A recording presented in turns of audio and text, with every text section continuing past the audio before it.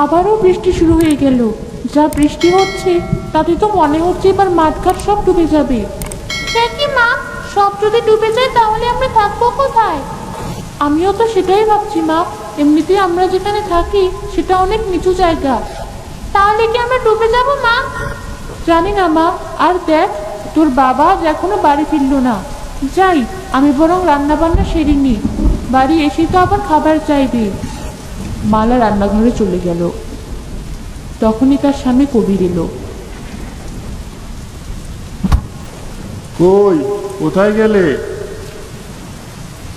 তুমি এসেছো? আমি তো ভাবলাম বাড়ির কথা ভুলেই গেছো। কি যে বলো না। এই নাও বাবা। এ কি বাবা, অতগুলো কলা গাছ কেটে এনেছো কেন? দরকার আছে মা, যা বৃষ্টি শুরু হয়েছে তাতে ওগুলোই আমাদেরকে বাঁচাবে। হয়েছে, তোমাকে আর জ্ঞানের কথা বলতে হবে না। এমনি ভিজে এসেছো।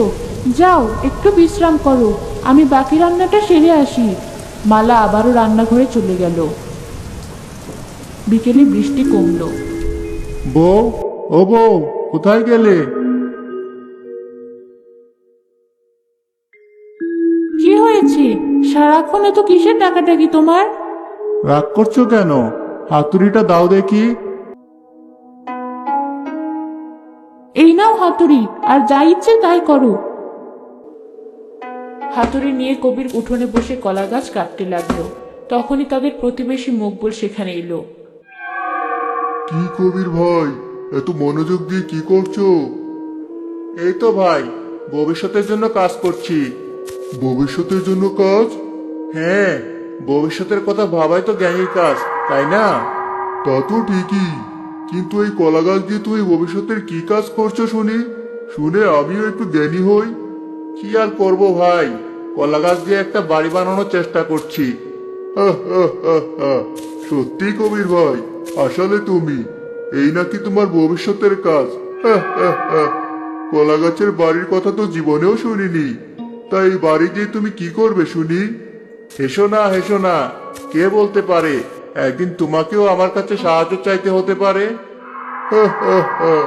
না কবির ভাই, আমার জীবনে এত খারাপ দিন কখনো আসবে না। এবার বলো তো, এই বাড়ি দিয়ে তুমি কি করবে?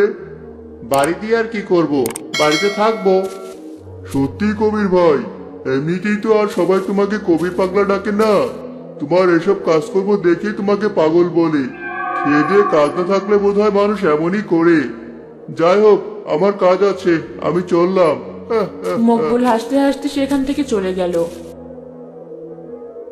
কিন্তু কবির সেদিকে মন না দিয়ে তার কাজ করতে লাগলো।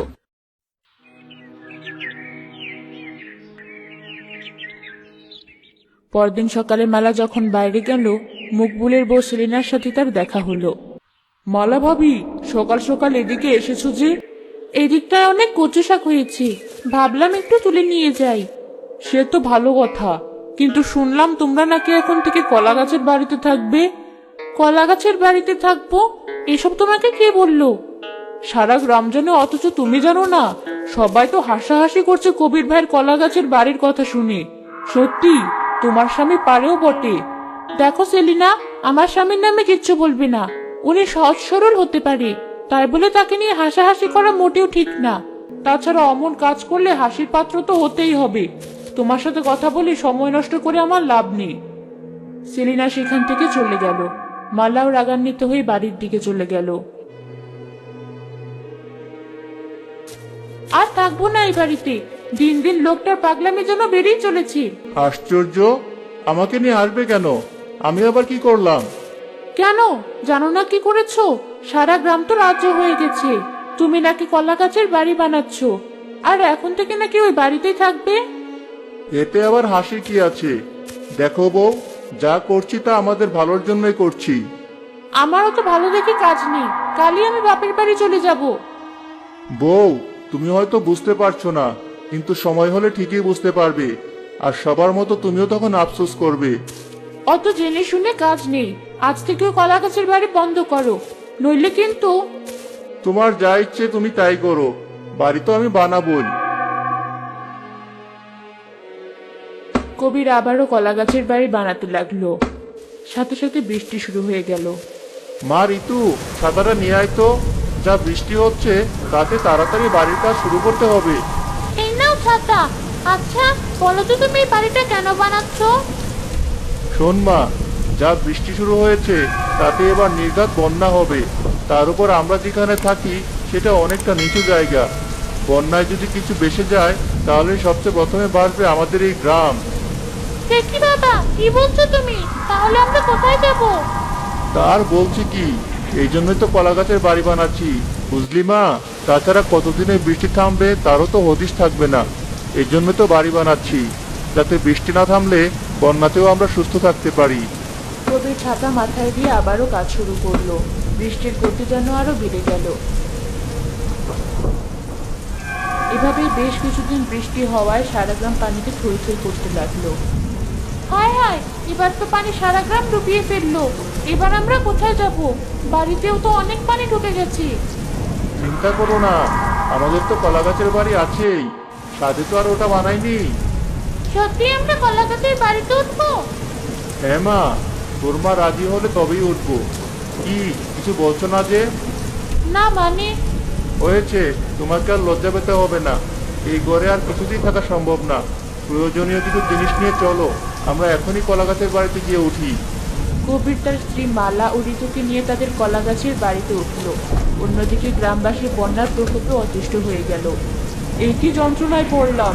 এই বন্যার পানি তো এবার ঘরেও ঢুকে গেছে। কিছু বলছো না যে? ছেলেপুলে নিয়ে এবার কি বন্যার পানিতে ডুবে মরবো? এমন বাজে কথা বলছো কেন? সারা গ্রামেরই তো একই অবস্থা। দেখো না, আরেকটা দিন বৃষ্টি ঠিক কমে যাবে। এই বৃষ্টি কমার না। কাল তো দেখলাম অনেকেই ঘর ছেড়ে অন্য গ্রামে গিয়ে উঠছে। চলো আমরাও কটা দিন মায়ের বাড়িতে গিয়ে উঠি। কি যে বলো না, বাড়িঘর ছেড়ে তাই কোথাও যাওয়া যায় নাকি? আমি দেখছি কিছু করা যায় কিনা।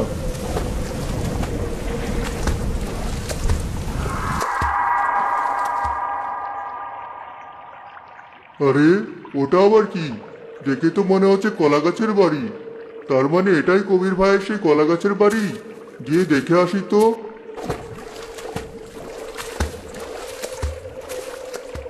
কবির ভাই, ও কবির ভাই! আরে মকবুল ভাই যে, এসো ভাই, ভেতরে এসো। না মানে, আমতা আমতা করছো কেন? এতদিন তো শুধু আমার কলা গাছের বাড়ির কথা শুনেই এসেছো। একবার ভিতরটা দেখে যাও।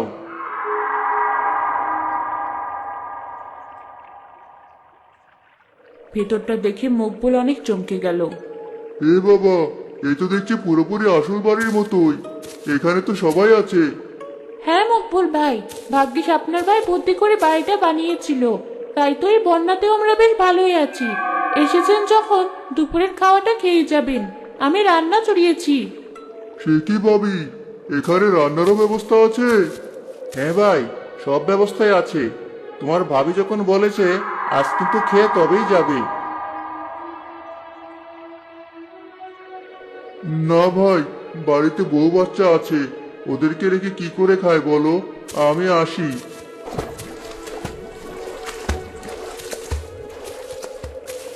পরদিন হতেই সারা গ্রাম বন্যার পানিতে ডুবে গেল। গ্রামবাসীরা যে যার বাড়ির চালে আশ্রয় নিল। কালকে তোমায় কতবার বললাম আমার মায়ের বাড়িতে গিয়ে উঠি, অথচ তুমি কথা শুনলে না। এবার এতটুকু ছেলেকে নিয়ে এই বৃষ্টিতে ঘরের চালে এসে থাকতে হচ্ছে। আমার তো ভয় করছে মা, মনে হচ্ছে এখনই পানিতে পড়ে যাব। কাঁদিস না বাবা, উপরওয়ালা ঠিক একটা ব্যবস্থা করবে। কি হলো, তুমি এখন চুপ করে বসে আছো কেন? আমি আর কি বলবো, কে জানতো কপালে এই কষ্ট লেখা আছে। এখন উপরওয়ালার কাছে সাহায্য চাওয়া ছাড়া আমাদের হাতে আর কি বা উপায় আছে। মকবুল আর সেলিনা যখন তাদের ঘরের চালে দাঁড়িয়েছিল, তখনই কবিরের কলা গাছের বাড়ি ভাসতে ভাসতে সেদিকেই আসলো। মকবুল ভাই, ও মকবুল ভাই, ওখানে দাঁড়িয়ে আছো কেন? তাড়াতাড়ি সবাইকে নিয়ে এদিকে এসো। দেখছো তো, উপরওয়ালা ঠিক শুনেছেন, তাই তো কবির ভাইকে পাঠিয়েছেন। চলো, ছেলেটাকে নিয়ে আমরা কবির ভাইয়ের কলা গাছের বাড়িতে গিয়ে উঠি। কিন্তু আর কিন্তু কিন্তু করো না, এছাড়া আমাদের কাছে আর কোনো উপায় নেই।